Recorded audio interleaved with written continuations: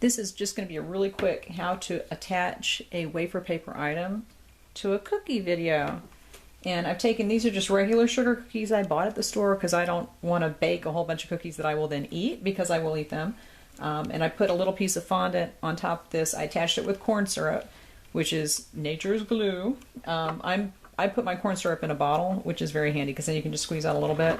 But you can take a brush. If you have a brush and you don't have a squeeze bottle, that's fine. And I'll hold this where you can actually see it, would be helpful. All right, so I'm going to squeeze a little corn syrup right around the edge of the leaf.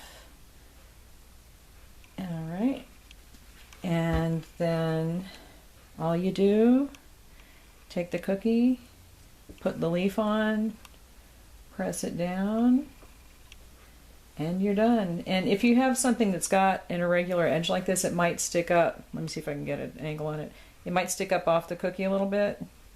You see how it's sticking up like right here? And that's okay because the corn syrup will hold it on, or if you really want it to lie down, you can press it and just hold it a little bit.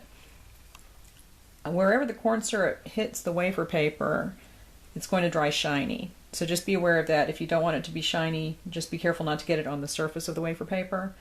But that's all you have to do.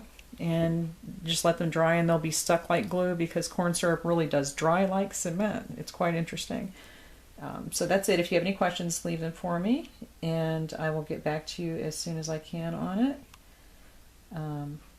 But that's all. So super simple.